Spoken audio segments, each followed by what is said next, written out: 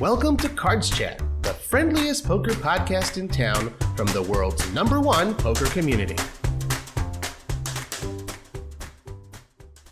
Hey everyone, I'm your host, Robbie Straczynski. Thank you so much for joining us on episode number 122 of CardsChat, the friendliest poker podcast in town. Today's guest is a poker player, vlogger, presenter, and poker coach whose added value to the game is as wide as her smile. Poker professional at the top of her game, Lexy Gavin-Mather is a truly positive person to have in the poker industry. She's got about 10,000 subscribers and about 1 million views on her YouTube channel, and we're pretty big fans of hers too. Lexy, welcome to the CardsChat podcast. Hi, thanks for having me. I'm excited to be here. Good. It's really good to have you. And, it's great. We're up to the M's, the GMs, the Mathers, 122 episodes in, right in the middle. It's there we go. It's really good. We were mentioning before I hit record, it's like we kind of feel like we know each other because that's just the nature of the poker community, but we've never actually even spoken before, let alone met. I know. It's bizarre. I don't know why I feel like we've spoken before, but I guess we haven't. Maybe just on comments. Maybe because you've listened to the other 121 episodes already of CardsChat. I never miss one, so that could be it. There you go. Well, you won't want to miss this one, folks. Everything I said in the introduction, it's a reputation very well earned. And I myself, it's the kind of stuff we feel like we know each other. I've been following, know what you've been doing, Hendon mob-wise and in poker, but I really wanted to get to know who you are. And I'll kind of start with digging deep. Typically one of the things I do, I look on LinkedIn and sort of see, was there anything that happened before poker? I didn't see anything, but I did see you were a poli-sci major. So yes. Was there anything that's just sort of not showing up in that search that I was unaware of before poker kind of sunk its teeth into you? Yeah. So growing up, I always planned on being a lawyer. That's just always what I wanted to do. I wanted to do criminal defense. And wow. I went to Coastal Carolina University, majored in political science. I graduated, and it was the year that I graduated or the year before, actually, I started playing a lot of poker. I always played my whole life with my grandma when I was a kid and my brother. And I started having poker home games at my house in college and just started playing a lot. And then it was when I graduated, I had this crossroad. Do I go to law school or do I continue this poker pursuit? And it was scary and unknown, but at the end of the day, I'm really glad that I did. I never wound up going to law school, but I was studying for the LSATs, and it was kind of a hard pill for my parents to swallow because they obviously wanted me to be a lawyer, and they put me through college. But I actually had quite a bit of success early on in my poker career online. So that kind of, I got bit by the bug, and I just wanted, it was all I wanted to do. So I decided to do that instead of law school. So defending the blinds instead of defending the criminals. Exactly. Right. That. Try. I've been holding on to that one for a minute. So that's actually very interesting, though. I mean, you say you got your start online. I imagine, the whole, those boom years, they kind of got everyone. You'll deposit, your first $50, whatever it may be. But at what point, I mean, a lot of us did that. A lot of us, between the ages of, 35 and 50 were, product of that moneymaker boom. Yep. That's sort of a thing. But what made you say, oh, I can actually make a living doing this, make a career doing this, and take the steps needed? You said you had a lot of success early, but to see that as a sort of a lifetime type of path is a very different sort of acceptance of the game. So what happened there? Yeah. What is it that made you think this is for me? Yeah. So what happened was I was really lucky and fortunate to have a really good group of amazing poker mentors. Greg Merson, Tony Gregg, Christian Harder, Mark Ioli, Rich Lindecker. So the top, Ankush Mandavia, he was my roommate for a while. Oh, wow. So I learned from them. And after Black Friday, we all moved up to Canada, and I would just watch them. I would just sit behind them and watch Greggy and watch them all play 24 tables, and I would just sit behind them and I would ask questions like, hey, why'd you do that? Why'd you do that? How'd you do that? What's this? What's this? And just over and over and over. And I was really lucky that they helped teach me. So when I first, then I started to learn to multi-table, and then I realized that the more you play, the more you can win consistently. And I just ran really, really good when I first started. I like banked a $5 super hyper turbo online with like thousands of players, and I'm like, oh, poker's easy. I can do this. And then I, had some other like runs online, like in like medium buy-in tournaments, like a 109, I think I won, or $55. I don't quite remember, but I had early success, which is really deceiving because I didn't have that much volume where I went through the downswings early. So just because of, my mentors, and because of the early success, I was just like, oh, this is easy. I can do this. And then the more I played, obviously, the more I learned about variance, and realized that I really, really needed to study a lot and play a lot. So I honestly just fell in love with it. And, living in a poker house, and it was just a fun, good time. For sure. Well, I mean, it's interesting. You talk a lot about online. Anyone who's ever played online, the numbers, 109, a 33, a 22, a 55, like those are numbers we know, and like the 5-minute bathroom breaks, that it's very common. We know what that's all about. Thing is, when you see poker on TV in that era, the World Poker Tour as well, and the Travel Channel. So a lot of people, they'll say, okay, we're going to go and play live. What is it that, attracted you specifically to online poker? And that's sort of where, you began growing your bankroll there, rather than, going straight to the tables in a brick and mortar room. I just think it's just how, no pun intended, the cards fell for me. I just, like I said, I started dating a pro, and he introduced me to all of those friends. So all the ones I just mentioned, and they were just online grinders. So that's just what I fell into. Okay. I didn't live near a casino or a poker room. So I think just the convenience, and just the fact that that's what everyone that I knew was doing. I just kind of went along with that. So at what point, or what, you're saying after Black Friday, you moved up to Canada and stuff, you continued the online grind. At what point did live poker become the thing? And then what was that transition like? A lot of people made that transition, and they'll say, oh, this game's easy, or whether this game is very different. Let me go back to playing online. What was that period of time like for you, and when was it? Yeah.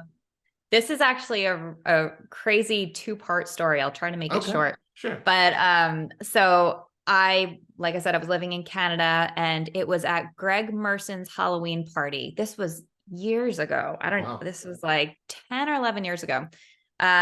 He had a Halloween party, and I was there, and I slipped and I fell and I broke my elbow.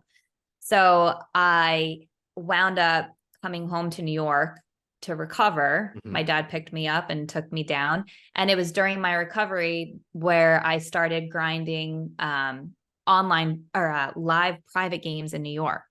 So while I was home going to doctors, that's kind of what I was doing. And then I discovered this whole underground live New York scene that I didn't know existed. So I started playing a lot of live poker there. The transition was rough in the beginning. I didn't realize how different the games were. It was just a totally different game. Much, much easier, but I was just terrible. I was so used to clicking a button for my bet sizes, and now I'm like, oh, I have to actually know stuff. So I started playing in those private games, and then what happened was I moved to Las Vegas to really pursue like the real deal live poker. And I broke my leg in Vegas, and then I had to move back home to New York. Wow. That was my 2-part thing. Wow. So then I just stayed in New York for a while and started really playing a lot more private games, like 5-6 days a week. And that was my story. So the underground games, the private games, all that kind of stuff, those are cash games. Those aren't tournaments. And before we've been talking about like those different sort of tournament levels. What was your cash game experience like? And, what was, I guess, that grind like, as opposed to doing it online as far as confidence, bankroll, skill level, and that sort of thing? As far as confidence, I was pretty intimidated when I first started playing the private games because it was, just a totally different world. I was the Mm, only girl, and it was just not something I was used to. mhm. And just being physically present at a table was much different than being behind your computer. Sure. So it took a little bit of time to gain my confidence, but with all the study that I was doing, I was confident in my game and I started crushing the games. And so I started getting invited into bigger games, and then I started playing pretty huge games, as big as 200, 400 PLO. Most of the games in New York actually were PLO. So like the smaller 2-5 games and 1-2 games that I started out were no limit. And then I transitioned to PLO. Wow. Yeah. Well, I didn't expect that kind of number. 200, 400 PLO underground private games in New York. So you Yeah. could write a book about that. Oh, That's yeah. really interesting. Yeah. We'll switch to your Hendon mob for a sec, and I see one American flag after another all the way down, and then right at the bottom, I see a Bahamas flag from 2013. That was your first result at the PCA, Poker Stars Caribbean Adventure. With apologies to the Hendon mob and their wonderful First Flag podcast, I do have to ask, maybe you can tell us in a nutshell, what's that first flag story all about? That was my very first ever live tournament. That was the ladies event, Ever. right? Ever. Yeah. Wow. That Yeah, was it's my one very 110. first. Yeah, I was it was the ladies event, and that was where I met Maria Ho and Jamie Kerstetter and Jen Shahade and just like a bunch of like the original OG women. Uh-huh. And and they were all super, super nice. And I was so nervous because I didn't, I just remember making so many mistakes. And I wound up final tabling. So yeah. A Yeah. beginner's luck is a thing. Very Yeah. cool. Well, it's That always was good to have that early success. I mean, a lot of people we do hear, like so many people have that passion, but we all, and now especially with retrospect, of course, we need to develop as players, but having that early success and having a bankroll to withstand the inevitable variance helps mhm. you. Yeah. Like it helps you along with that. That's pretty cool. That's a cool story. Well, the thing is, so you move to Vegas, like you said, and obviously there's no shortage of poker there, nor no shortage of poker in the United States. And like I said, I look at the rest of those Hendon Mob results, it's all American flags.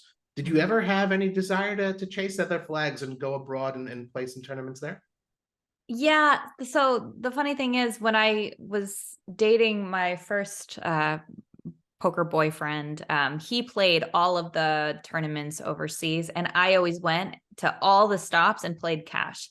So he was playing the Oh, tournaments and I was interesting. playing cash. So I was there. I've been to EBT Monte Carlo. I've been to the LAPT in Peru. I've been everywhere. I Huh. just was the cash grinder. And I wish Huh. I kicked myself because I wish that I started earlier, because I was there and it just would have been cool. Just to have the flags, basically. Yeah. Yeah. Interesting. Oh, very, very. That is a cool story. I didn't realize that. Okay. Well, we talked Yeah. about boyfriends, but I do have to wish you congratulations on your recent marriage to Bob. Thank And you. you're welcome. It's, great pictures. It's good stuff to see on social media. And all poker playing partnerships, by definition, they're interesting. Mhm. So I want to ask you a question you probably don't get asked though. Okay. Who of the two of you has sort of like the bigger appetite, love, drive, passion for poker? Meaning, if the two of you were to start talking about poker or something poker related, who would blink first and say, okay, got to move on to a non poker topic? Ooh. Okay. So that's a close one because we both are so, so passionate about poker, but kind of in different ways. Hmm. You know, I played a lot more than him. Mm-hmm. And to me, the grinding 24 tables and the constant studying and all that, it's almost like grinding a cash game is not a job, but kind of a job. Mm-hmm. So like I don't enjoy going to play like live 2-5 or 5-10 in Vegas with a bunch of regs. Like that's not something that's super fun for me anymore. Mm-hmm.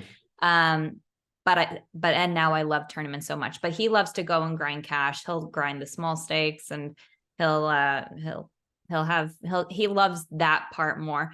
I love the learning and the analysis and the, constantly improving my game. And he's very, very complacent, just, doing what he's doing. And he does well. He has over 700K in earnings on Hendon Mob. So he is a great player, and he's a private investigator. So That's a good skill to have. Wow. Yeah, we're constantly making raids on each other. Like, did you eat that cupcake? That's a great question. It's an interesting dynamic, but it's so but as far as who has more passion, I think it's pretty equal. We both love the game so much, and we're super competitive with each other, which is fun, but in a good way, right? In a good way, yeah. That's really cool. And it's fun, like, we talk so much, and anyone who's listened to any of the 121 other episodes always talk about training and studying and that stuff. But there is another path to it. If you don't want to go ahead and study, all you have to do is be better than the other players at your table, and you will still win. So, exactly. It's all about table selection. You've won 2 RGPS, the Rungood Poker Series rings, and you got over $500,000 in tournament cashes.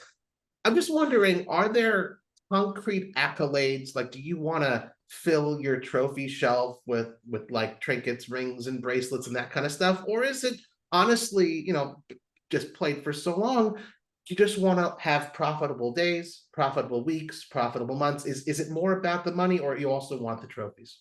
No, at this point, it's about the trophies and the rings. And I'd love to win a bracelet. I don't play that many WSOP circuit events, but I want to, and I'm going to start. Sorry, something just popped up on my screen. Oh, sure, no problem. Got it. Sorry, I'm good. So yeah, obviously, I would love to win a bracelet. For me, I like to compete for the GPI. I haven't been able to play as much lately because I've been really focused on other aspects of my business, which we can get to in a minute. But actually, so in 2020, I was I had a really good year tournament wise, 2019 and the first half of 2020. And it was when COVID, just started coming out. I looked at the GPA or the GPI rankings, and I was like, oh, wow, I'm actually top 3 women right now. So I was like, you know what? I'm going to go for it. I'm going to try and win Female Player of the Year. And so I started grinding everything. I would play literally everything that I could in Vegas. I would play, Venetian tournaments during the day. And then if I busted them, I'd go over to South Point and I'd play the $60 like super small buy-in ones that gave you points if you won, and they were super easy. So and a little coin, if I'm not mistaken, you get like the South Point coin or something. Oh yeah. I don't know. I never won. So I was really trying really hard to win, and then GPI put out a statement saying they weren't going to recognize Player of the Year this year. I was like, damn. I was like, you know what? I'm still close, and the rankings are still up on the site. So you know what? I'm going to still go for it. And I continue to play. And it was on the last day of the year. It was December 31st. And I was a few points behind Nadia Magnus. And I decided to go play a tournament. Where was it? I'm forgetting I'm blanking where it was, but I wound up getting 8th, and I wound up winning Female Player of the Year on the very last day of the year. So I was so excited. I accomplished it. It was awesome. And then GPI took down the rankings on the site. So I was like, oh my God, it's like, I worked so hard for this and I accomplished it, and there's no proof. So I took a screenshot and I have that, and I'll always know that I was the Female Player of the Year 2020. You and the CardsChat audience and me alike, that's for sure. So I wasn't going to ask this question just yet, but since you brought it up, you were the 2020 GPI Ladies Player of the Year, and you were nominated just recently, just bridging a little into content creation, as the content creator, like the Rising Star in content creation. You didn't win that one, and we'll get into content creation a little bit later. I want to tackle a couple more player questions, but specifically with regards to the GPI, because you do both, you obviously play professionally and now you're doing more of the content stuff. What is more meaningful to you as far as being recognized for the work that you do as a player or as a content creator? Uh, they're both amazing. Obviously, it's amazing to be recognized for your poker efforts, especially, because I've played so many years and worked so hard. But I've really been devoting a lot of my time into content creation, and it's really nice to be recognized for that too. So, unfortunately, I was up against Caitlin Komeski, who, put out that amazing viral video, and she's just an amazing content creator, and she's a rock star. So I kind of knew going into it that I was going to lose to her, but it was an honor to be nominated. That's very classy response. I like it. It's good stuff. And it's, at the end of the day, also, you kind of do it for yourself because it feels good and you're just expressing your creative side. So that's cool. Back to the player stuff just a little bit about a couple of the accolades you do have, a couple of the rings at the Rungood Poker Series. Your second one just came recently, I think in February, I believe was the last one. Yeah. So tell us a little bit. I mean, the first one was a few years ago, though. Tell us about the difference, that first one versus that second one, especially now that your focus is on having these trophies, these concrete proofs of poker success. What's it like sitting in the winner's circle the second time versus the first time? I'd say the first time was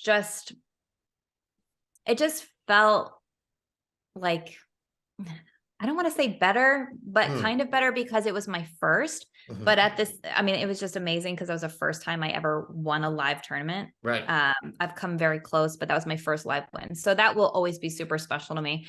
The second win that I had recently was also obviously amazing. I loved that. I mean, it was just super fun.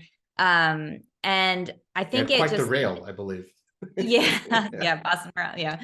This one was extra special because I got to vlog it the whole time. So obviously it's great to put out a vlog where you win something. So, and when I put it out on YouTube, it just got a lot of really great response. So I had a lot of people cheering me on, and it's just, it's nice.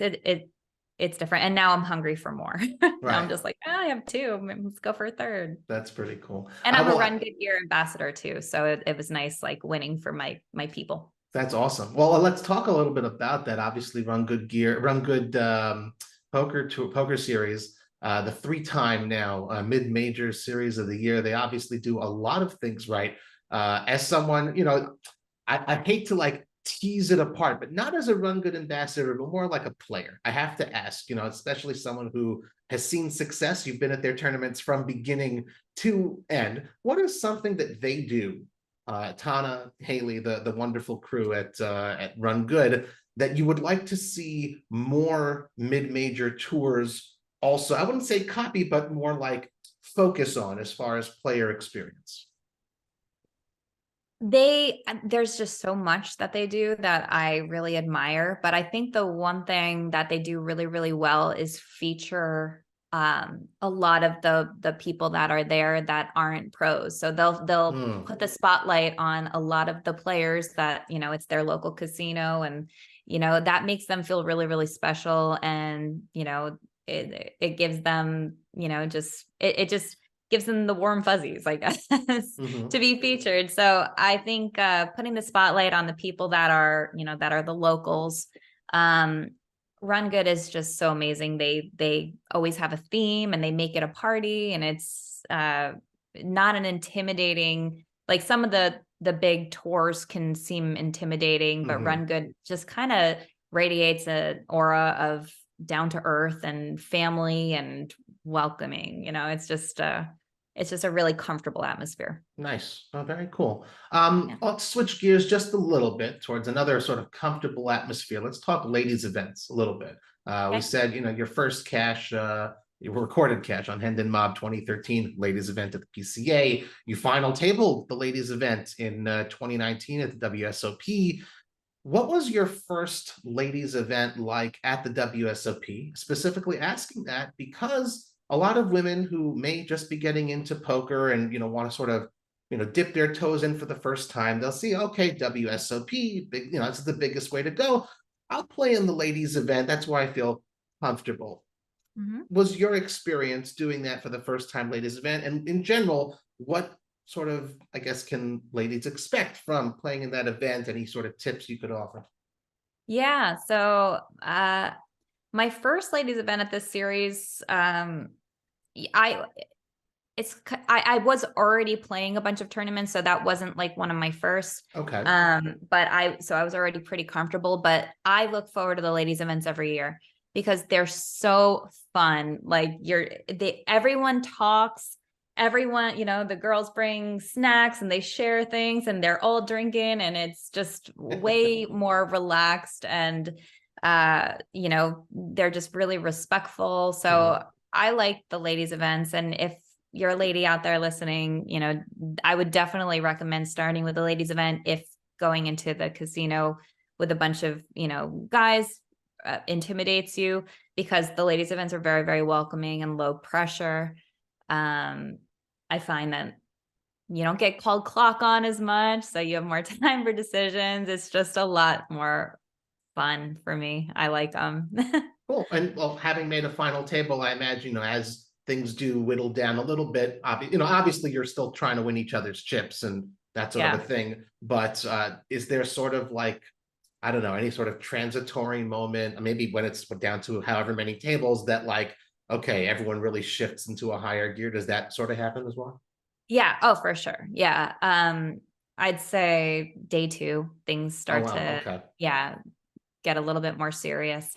Cool. And then, down to the final few tables. Last year I got 13th in it. I came so close.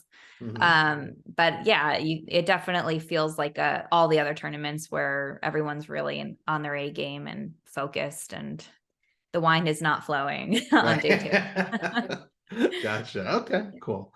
Yeah. Okay, so let's go back to the content creation type of stuff. You had mentioned that you got to produce a vlog about, your victory, your second ring, which is amazing. What would you say your goals are? Why did you get into doing vlogging in the first place?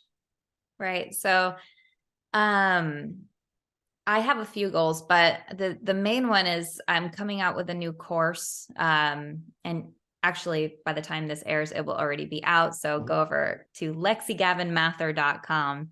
It's a course for, whether you're a new player or a little bit more seasoned. It kind of covers everything. So I really wanted to use social media to promote the course, but also to just build my brand in general, Okay. and to hopefully encourage more people to play, more women to play. Just to, a lot of what I do in my vlogs shows, not just hand after hand, but the lifestyle. And I wanted to, show my friends and my family what the lifestyle is like. So it just accomplishes a lot. And they're just really, really fun to make. I really enjoy, creating content. I love the feedback that I get. Um, That so was yeah. gonna, I'm gonna follow up on that because so when you say you love the feedback that you get, so you have this idea in mind, you go ahead and create it, and sometimes YouTube comments are not necessarily so much fun to look at. I Oh would say no. that yours are the exception. You get Uh, some really good feedback. So what's I that get like? great feedback, but I also get a lot of not great feedback. But you learn Okay, from it, and I try not to engage with the trolls. Sometimes I'll just ask them, or sometimes I'll thank them for their, honesty and for sure. their feedback, and because it helps. Unless it's just cold-blooded mean, which I've gotten that too. Like, That you yeah. got to tune out, obviously, right? Yeah. Okay. Like sometimes, Um, sometimes they'll just say like, "You look tired today," and I'm just like, "Ouch." My mom gets so upset about the mean comments. I'm like, "Mom, you cannot get upset about them. They're just, just remember, it you're the could be a one who 12-year-old has. kid." Right, exactly. You're the one who has the guts to put yourself in front of the camera, Mhm. with everything going on, the whole gamut of very real and authentic emotions and like the actual lifestyle. And they're sitting behind a keyboard and typing under some sort of anonymous name. So it's all good. Exactly. I think you got the upper hand there. Yeah. And of course, you're a poker coach. You said you've got a course coming out, but let's talk about your start with coaching. You started by coaching CEOs and executive, and then started working with pokercoaching.com, Jonathan Little. Why begin coaching? And you said, like, you mentioned also like the difference between yourself and Bob. Also, you enjoy the studying aspect. Why start coaching in the first place and branching out from just playing? So I started coaching with pokercoaching.com. Jonathan Little reached out to me. I've been with them, I think, 5 years now. So it's been a while. Oh, that was the beginning of it as well. That was the beginning. Oh, Yeah. I didn't. Okay, so my timeline Yeah. messed up. Okay. Oh no, I never ever thought about coaching. Actually, I guess I'm 4 years with them now. Okay. So I never thought about coaching. Jonathan Little, who I just have to give a shout out because I think he's one of the best people in the poker industry. Here, He's here. so kind and so generous, and he's been amazing to work with. He reached out to me after he commentated on one of the ladies' events that I played on Poker Night in America, and he uh asked me if I would be interested in coaching for pokercoaching.com. And I was like, get out of here. You're crazy. Like, what? And he's like, yeah, no, I think you'd be good at it. And if you're not good at it, then I'll just fire you. And I was like, oh, okay. So I Very straightforward. had a little bit of imposter syndrome when I first started because I was just like, I don't know how to teach. I've never been a teacher. And then I started producing videos and quizzes for them. And 4 years later, I absolutely love it still. And I guess, I produce good videos because I haven't gotten fired. So, so I actually fell in love with coaching, thanks to pokercoaching.com and thanks to Jonathan for having faith in me as a coach. And apparently I'm one of their most requested private coaches. So I guess, I don't know why that is, but I guess people have, I've been told that it's the way that I communicate, or maybe it's my voice or something. It's just, I don't put people to sleep like That's some of the kind of other important coaches. when you're trying to learn, critical skills at the felt. Yeah. I'm also not super like GTO, so I'm not super solver based. I just I just talk to people like, I'm talking to a friend. That's called So relatable. We anyway, like that stuff. yeah. So as I started getting more private coaching requests, I noticed a kind of a pattern in a lot of the people I was coaching, and they're all like CEOs and lawyers and Okay. doctors. So like really high end type clientele are the people that, make up a lot of my private coaching base. So I decided to try to target, on LinkedIn, try to target that kind of Sub niche, I guess. yeah, exactly. And just see what happens with that. So Interesting. And just to clarify, so the course that you have coming out, this is your own website, your own initiative, or is this connected to pokercoaching.com in some way? this is my own. And just to clarify, my course is not for CEOs, it's for anybody. So Okay. but whatever your industry is. This is not related to pokercoaching.com, but I did, get the green light from Jonathan. I just wanted to run it by him. I was like, hey, I'm thinking about starting, creating my own course. He's like, yeah, how can I help? So he's absolutely the best. Good So he's stuff. very supportive. And I'm going to continue creating content for pokercoaching.com. I don't think that I'll ever leave them.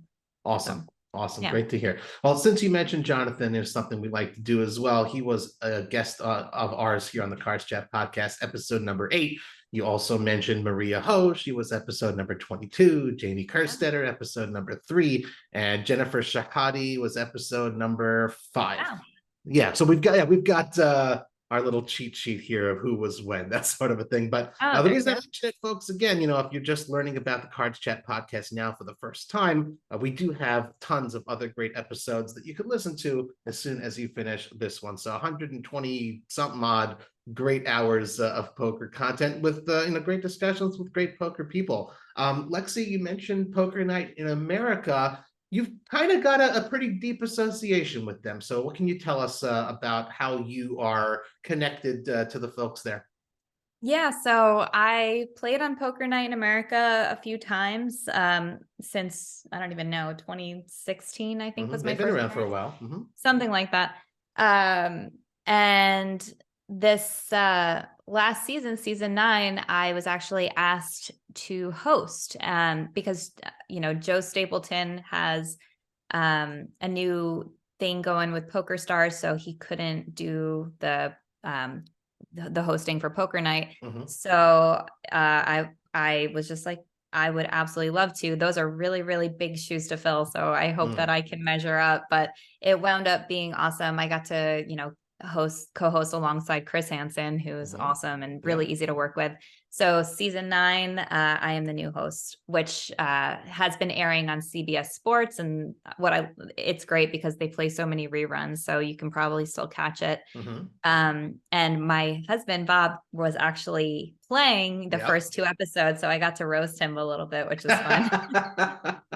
Has he watched those episodes of the roasting? Yeah, Okay. yeah. There was a part where he was picking his nose, and I called him out. There you go. That's love. That's love. So now Poker Night, the Poker Night studio has moved to Las Vegas, and they have a new spot that we call Studio 52.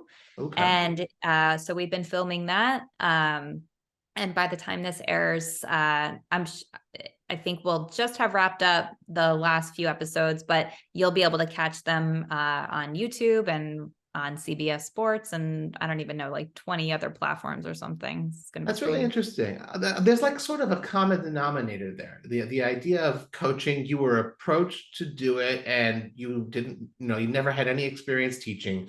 You were approached by, Poker Night and say, would you like to host? And both you've said yes. Again, you've got plenty going on in your life. You got, your play that you want to be focused on learning. And you said yes to both of these opportunities. What is it that made you say yes? A lot of people just be afraid to sort of go out of their comfort zone like that. Yeah, that's always kind of been, something about me is I first of all spread myself too thin. I take on a lot and then I stress about it, but I'm always happy that I wound up doing it. And I couldn't say no to this opportunity because it is, a lot of exposure. Plus, I really love the Poker Night in America team. I've been, I've been playing on, like I said, playing on the show for years, and I have a good relationship with the owner. And so it was when I was in Florida when they were filming the footage for season 9, and Bob played. I went in and I, watched for a little bit, and then I talked to Todd Anderson, the showrunner, and then I commentated on that episode, the live commentary. So it just all kind of like, I think I was just like in the right place at the right time. And then I kind of said to them, hey, I heard Joe is out, and if you're looking for someone to step in, I'm happy to do it. And then they called me a month later and were like, we want you. And they were like, can you read from a teleprompter? And I'm like, yeah, I've done it a million times. Like, no, I've never done that before, except in college in my communications class. So it wasn't a total lie, but it was actually really, I was a natural at it apparently, and it went well. So for sure. So with both of those efforts, with getting into coaching and loving it, it's great. It was actually 3: vlogging and hosting. You're saying you spread yourself thin, and a lot of it is about creating that personal brand. It's very important, and growing your reputation in the community. But there's also perhaps some things you can glean from each of those experiences that you have that could help you with your play a little bit. Can you touch on anything of that nature? Oh, of course. Yeah. Well, first of all, the coaching helps me a lot because what I do is I have my students send me their hands. So they'll either record a live session or put their hands that they played live, or record an online session or put the hands that they played live in a replayer. And then I go over their hands so I can hear their thought process. They tell me, I always ask, what were you thinking in this hand? And they'll tell me their thought process. And then I'll tell them my opinion on how they could have played it better. So I get to hear their thought process. And then obviously, like, I'm constantly studying because I don't want to put out content that's incorrect. And poker's constantly evolving. So I'm always studying the new strategies because I don't want to put out that, I don't want to direct my students in the wrong way, or I don't want to put out bad content. So it forces me to keep up with the game and to, and like I said, hearing their point of view. helps a lot. And then Vlogging and presenting. yeah, the vlogging. I get to watch back my hands. So I'll record the hands at the table and then I'll watch them back. And then sometimes I'll just be like, what was I thinking? And how could why didn't I do this instead? So you kind of get to, it helps a lot when you're filming yourself and, you know, if you're watching yourself on Poker Night in America, Sure. watching your hands back, you get to see what, you know, what you could have done better. And I get to see that a lot with my vlogs and the hands that I film for them. So some of the content that I film, I'm just like, you know what, I played this hand bad, but I'm going to put it out anyway. And I'll explain why I think I played it bad. Well, that's the definition of authenticity. And that's, you know, that's why it's so relatable, even to those of us who aren't necessarily professional players. We're learning just like you are. It's makes a lot of sense. One other endeavor of yours, you've also written a book. You're a poker author, Mastering Small Stakes, No Limit Tournaments, and that's publishing next year, I believe. What's the process? Is that right? Publishing next year? Supposed to publish in August, okay. July or August. So okay. hopefully that actually happens. Okay. Yeah. So what's it like deciding to write a book? And then that process of like, okay, at some point, again, you've got a crap ton of stuff going on, but you've got deadlines to meet, and because they've got to get it to the printers and all that other sort of stuff. So take us through the A to Z of writing a poker book. Yeah, so it's actually funny because this was another opportunity that was kind of presented to me. Wow. Jonathan actually asked me, he's like, my publishers are looking for someone to write this book on small stakes tournaments. And I thought of you and I thought you'd be really good at it. Would you want to do this? And so he connected me with his publishers. And again, imposter syndrome. I've never written a book. I barely read books. I'm not like, you know, all the content that I consume is more video because I'm just more of a visual learner. So I spoke to the publishers and I was just like, hey, you know, I'm not a writer. And they're just like, you know what, but you're a poker player and we think you'd be good at it. So would you like to write this book? And I was just like, sure. Like, how hard can it be? And I made the mistake of, not the mistake. I'm very happy that I did it, but this was the year that I was planning my wedding. Oh, goodness. And my deadline was only 24 hours in a day. I know. And my deadline was right after my wedding. So the two, like, I didn't realize how much work it would be to plan a wedding, and I didn't realize how much work it'd be to write a book. So I definitely bit off more than I could chew, but somehow I got it done by my deadline. And it was a really amazing and humbling experience. Because there's just, it's a lot more difficult to write a book than I realized. You need to really nail down that outline. But it was a great experience and I'm glad that I did it and I hope people like it. Awesome. It's like a wedding gift to yourself. That's a really good feeling. Yeah. You could pick up a copy on a bunch of places, Amazon, barnesandnobles.com, Target. And of course, D&B Poker, that's the publisher. Of course, D&B Publishing, yeah. Got to give a shout out to our good friends, Dan Adelman, Byron Jacobs. They were also our guests, believe it or not, on episode number 89. So if you want to learn a little bit more about them beyond, get the deadline, get it to the deadline, we could listen to that wonderful episode. Great story, wonderful gentleman. Yeah. They've been great to work with too. They've been really helpful and so shout out to them for sure. Awesome. One last question of mine before we move into the community questions, and goodness me, there's a lot of community questions. Lots of you folks out there in the CardsChat community had questions for Lexy, but question we always like to ask our guests here on the friendliest poker podcast in town. Lexy, who's the friendliest poker player you've had the pleasure of competing against the belt?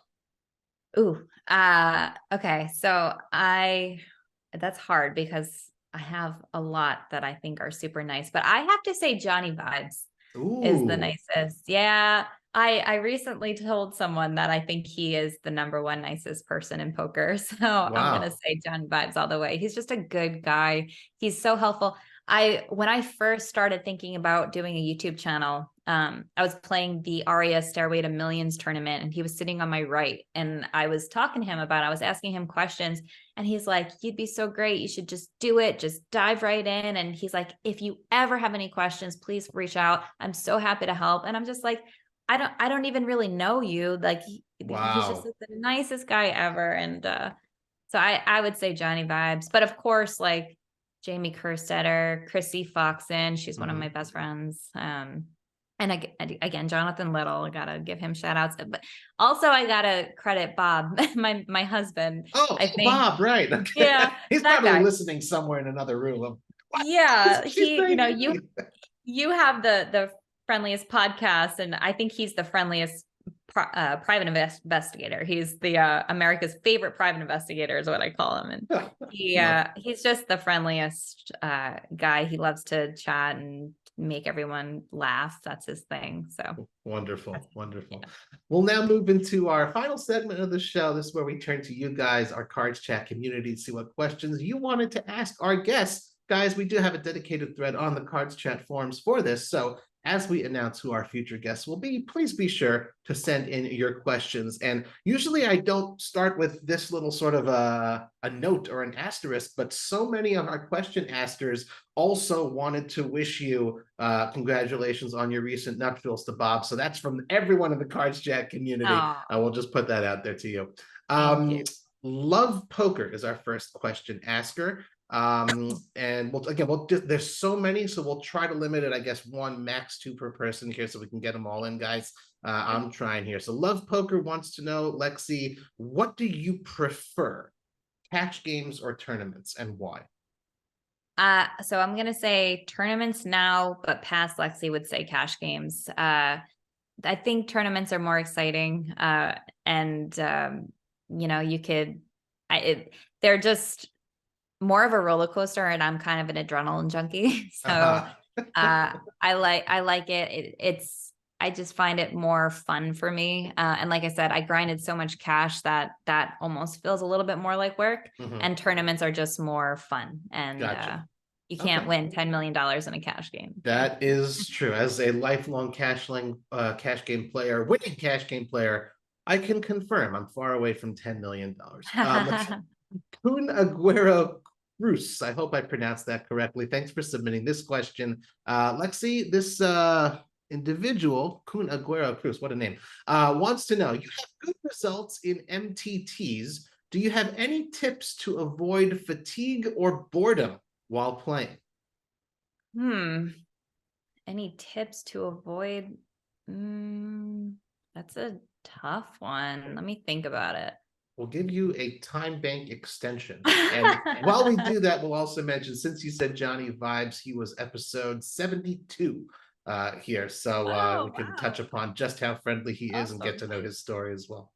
Yeah, I would say, a lot of people get bored because they misconstrue, they think that they're card dead when they're actually not. So if you just know like how to make something out of nothing. So if you're card dead, but you have a hand like king 10 off, like, instead of folding it, maybe if it's first late position openers, you can 3-bet it. So I like to, if I've been really card dead, I just look for those spots where I could play. And then just, because the more you're playing, the less bored you're going to be. And if you are bored, then I'd say listen to some music, or, just stand up and stretch. It can, just kind of help reset. But poker is a game of patience, and you just really need to master that, because there's going to be times where you're just going to be bored for hours and hours. Mm-hmm. Yeah, that's wise words from an experienced professional, folks. Yeah. Chica Bonita, one of our regular question askers. Thanks for sending these in. We'll choose one. Here, let's go with this one. Lexi, do you think that, oh, interesting wording here. I'm reading it as it's written. Do you think that programs to attract women to poker are necessary, and why? And if so, do you participate in any programs to attract women to poker? Programs like what kind of programs do you think? I'm not Yeah. really sure. Maybe events, or I'm not Yeah, really sure. Ideas. right. I think I always think that there's a lot of like poker, what's it called? Like retreats kind of. Oh, okay. I was just asked to do one in Australia actually, where it's Wow. just like a little workshop They have women's only ones. So I think where they teach the very, very basics. So if you can find like a little poker workshop that's all women, that can help. I think, yeah, just I don't really know about, any other like Maybe programs, an but initiative is the word they were searching yeah, for. yeah, I think you just have to put yourself out there, and there's women's groups online like Poker League of Nations and WPA, the Women's Poker Association. So if you can kind of get yourself involved in those, it's a really welcoming community, and the women are so supportive. There's Poker Power. I know Poker Power is an Sure. online community for women. So there's a lot. Yeah. Cool. I'll stick in a question of my own, and I can't help but ask because, folks, if you're just listening, you don't see here on YouTube, right behind you, Lexi, there is a poker table. So I'm Yes. just wondering, with all the poker you play, are there any home games that take place in the Mather home? So actually, I've never actually played at that poker table. I'm sponsored by a company called BBO Poker Tables. Ah, George Chow, my man. George Chow, Great yep. company, sure. And yeah, so they made the Lexy Gavin signature table and were kind enough to send me one. So that's what that so is. cool. Yeah, I would have a home game here, but there's no room in this room for anything. It's I kind guess of that's tight your here. workstation in a way. This is my office. Yeah. So Interesting. yeah, you can actually buy the Lexi Gavin signature table if you go to BBO Poker Tables .com. for sale there. Yeah. Awesome. Very cool. Matty Bumpo is a name I haven't seen before. And if I have, I apologize. It's a unique name. Thank you for sending this in. Wants to know, Lexi, where is your favorite poker room, or what's your favorite poker series to play? So my favorite poker room is actually here. So I have a home in Northern California, but I mostly live in Vegas, so I go back and forth.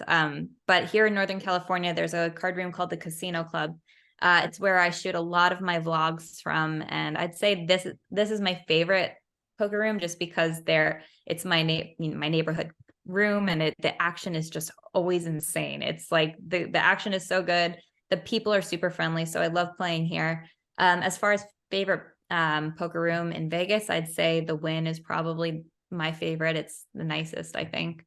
And then favorite poker series, obviously Rungood series is my favorite. They're just like a family. Nice. But I also love the WSOP circuits, which like I said, I don't get to play too much of, but there's nothing like the World Series of Poker for me. So I'm excited to play Nice. that this coming month. Cool. Zorro222 wants to know, and you've mentioned already PLO in those underground games in New York, but the question is, do you enjoy playing any other variants of poker besides Hold'em? So I'm guessing PLO, but is there anything else? Mostly just Pot Limit Omaha and Okay. Hold'em. I would love to play more PLO now, but I find that the vlogosphere wants to see no limit, so I gotta give the people what they want. They're not ready for 4 cards just yet. Right. No, so I love playing PLO.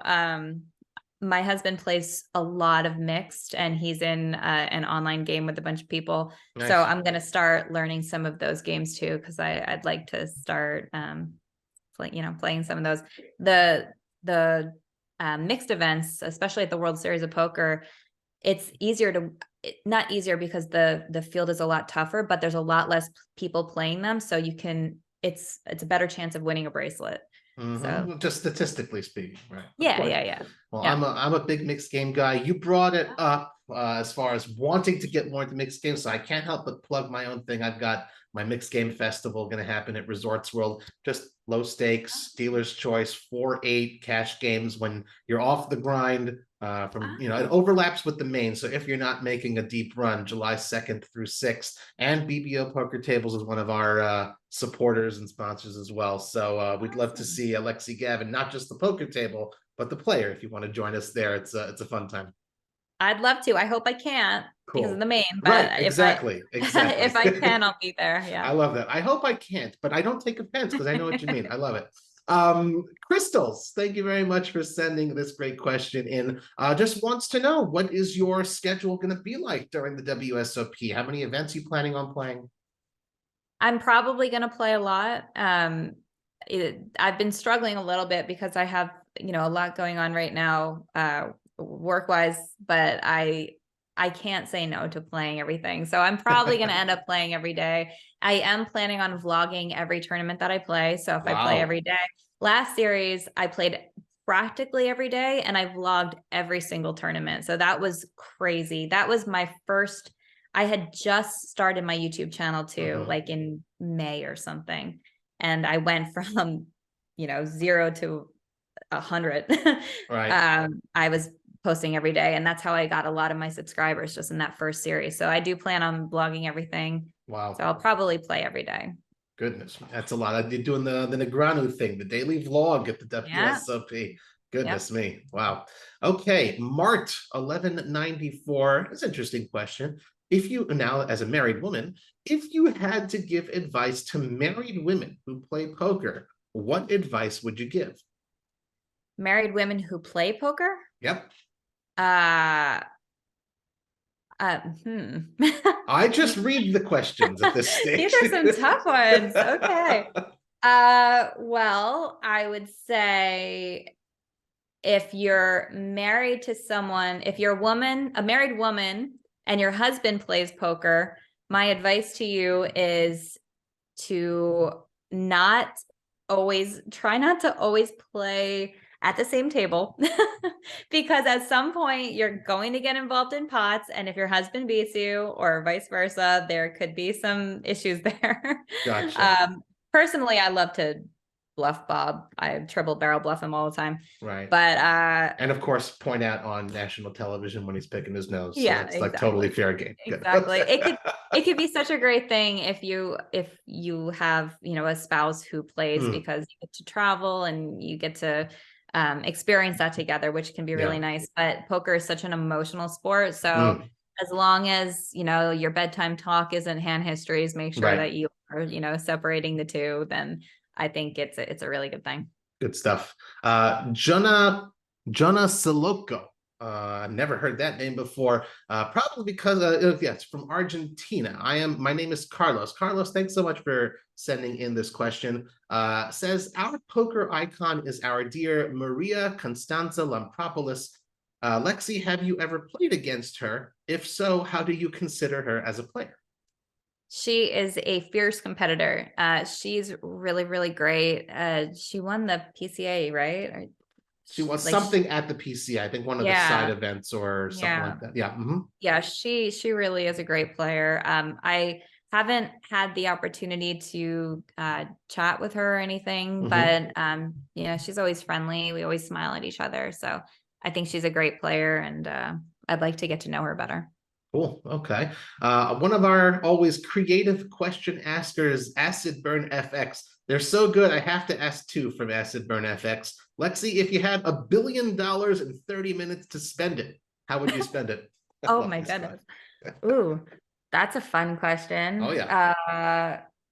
I would donate it, a lot of it, to some of my favorite charities, which include St. Jude. I did a lot of charity work for them. So I'd donate a big portion of that because, of course. And what else? I would take amazing trips. I would You had 30 probably, minutes to spend it. oh yeah, okay. I'd book a lot of trips and prepay.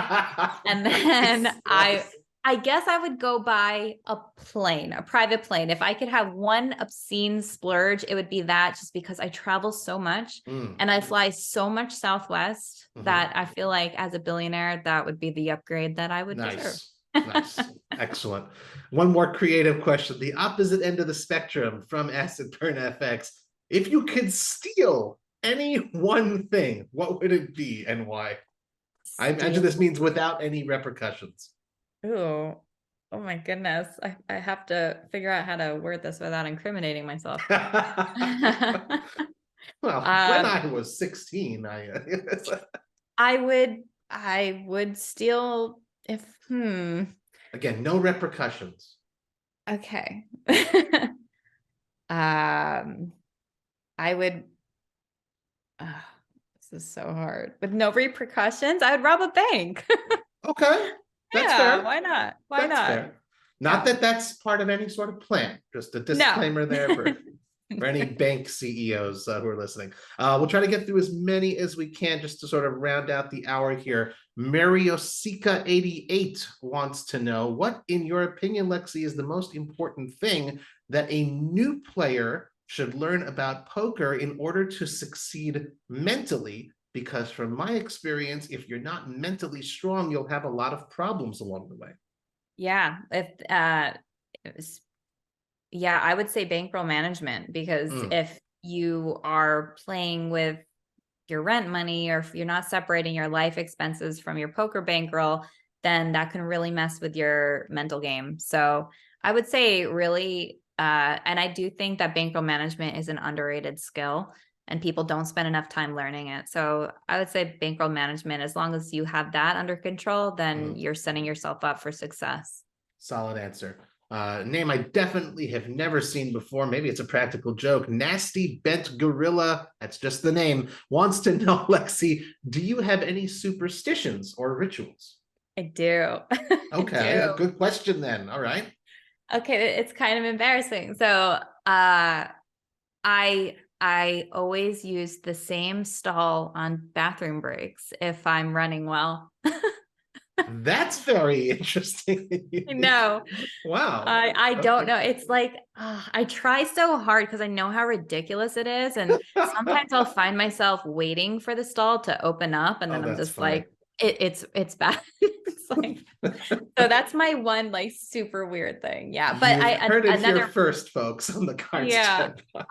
I also, if you've seen my YouTube videos of the series, I'll usually start it in my kitchen and I'll show you my Right. crazy morning ritual. Mhm. And I always drink a really disgusting health drink, and I find that it I don't know if that's a superstition, but I do find that I perform better when I have it. So it's got a mix of a whole bunch of gross stuff: apple cider vinegar, some powders, and some mushroom It stuff. is a health drink, so I mean, how Yeah, bad it's a could it health drink. possibly be? Okay, Yeah. that's a hilarious answer, though. Taddy is a question for you. This is interestingly worded again. Have you ever played badly and won more money than you expected? Yeah. Oh yeah. Is there a It particular happened. instance that comes to mind?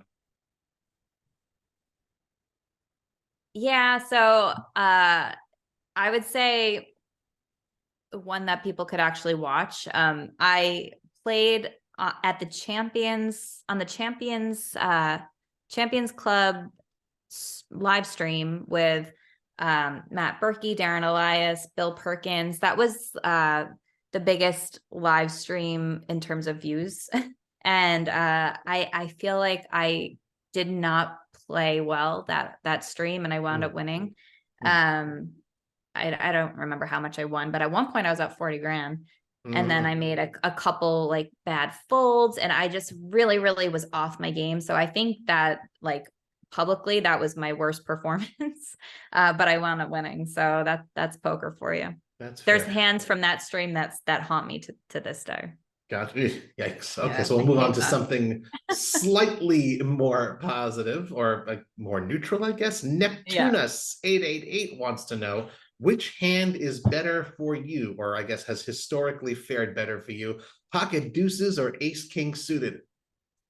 Oh, that's a great question. I like that. Ace King suited. Okay. Yeah, Ace Nice. King suited. There, All day, deuces is, every day. if you don't spike a set with deuces, then you just have to check fold. Like I there's just more you can do with Ace King. Plus, it has blocker remove, blocker effects. So Mhm. you're block their chances of having strong holdings. So I like Ace King better. Sweet. Good. Okay. G Defender wants to know, who was your strongest opponent over, or who has been your strongest opponent during your poker career, and why would you say so? Mm. So I mean, that's also tough because there's so many amazing players that I've played against, but one player that is always really hard for me to play against. I mean, I'm thinking of so many names right now, but I'm gonna say Darren Elias. He just has a stare and a way. Like I just feel like I just shrivel up when I'm playing against him. A beast Yeah, at the tables, that's for sure. he is a beast. He's a nice guy too. Nicest guy in the world, but yeah, definitely. Yeah. We have time for two more. Is that okay? Oh yeah. No, Okay. I'm good. I'm good. Awesome. Cool. Okay. So JMFC has a question. Do you find yourself getting beat more these days by trashy hands? Are most people's ranges getting wider and wider? And just to give folks some context for that question, we say that poker is getting tougher and tougher, and everyone's training and getting better. There's a whole bunch of styles. So I like that question a lot, and I'd be curious also. Good question, JMFC. That is a good question. I think the opposite. I agree with you, Robbie. The game is getting tougher. So I think that people are starting to have a better understanding of their race versus in ranges, and they're just getting better at not playing as many junky hands. Of course, it depends on what stakes you're playing. The smallest stakes are always going to have recreational players that don't study ranges. But once you move up, I find that the games are getting better and people are playing better. Nice, good. Okay. We will end off with Naji Sami. Thank you very much. Another name I haven't seen before. Great, guys. Thank you so much for all these new question askers, and as well our regulars. We appreciate it. I can tweak it a little bit. The question is, which old school poker player inspired you? I'll tweak it like, has there been any particular poker player or players who've inspired you? Oh yeah, so many. Old school. So I'm gonna say, I don't know how old school she is, but Chrissy Foxen, she is an OG. She has been playing forever. She is always an inspiration to me because she works so hard, and like I said, she's a good friend of mine. So we've talked a lot of hand histories, and I knew her from way back in the day when she was grinding online, and so she always inspired me. Always got to have respect for Doyle Brunson, of course. He's a legend. And who else? There's, so funny to think old school. I'm just thinking about the people that are my age, because I think we're becoming the old school generation, which is really sad. And of course, Daniel Negreanu, I think he's an OG and he's been around forever. And I think he's one of the greatest ambassadors to the game. He's always, he's putting out a ton of content. He's always trying to help. And he's just a really good, brand rep for the game. So awesome. Great answer. Great question. And folks, I have to point out also, again, if you're only listening, I'm sure you can probably even hear it if you're listening, but I'm watching. And with every question, whether it's your questions or my question, Lexy has answered with a smile, and it's just, it's contagious. I'm smiling the entire time, but like, it's really, really cool to sort of see that. And again, have gotten to know you over this hour through this conversation. It's an absolute pleasure. I want to thank everyone who sent in questions to Lexy, Gavin-Mather. Again, just a friendly reminder out there to everyone in the CardsChat community. We'd love to see you submit your questions for our future podcast guests in the dedicated thread on the forums. Guys, please be sure to give us a good review on iTunes and spread the word via your social media channels if you like the show. Lexy, again, it's been an absolute pleasure. Is there anything else you'd like to share with the CardsChat audience before we let you go? Yeah, I just want to thank everyone for their questions. It's been so great talking to you, Robbie. I'm so glad we finally got to know each other. Thank you. And if anyone would like to try out my training, go to LexyGavinMather.com. That's Lexy with a Y. And if you join the course, I have a Facebook group where I am there engaging, and you can talk to me directly through there. So awesome. Thanks again, Lexy. Thank you all for tuning in once again to another episode of the CardsChat podcast. I'm Robbie Straczynski. You can follow me on Twitter at CardPlayerLife. I wish you all a wonderful day. CardsChat, the friendliest poker podcast in town from the world's #1 poker community.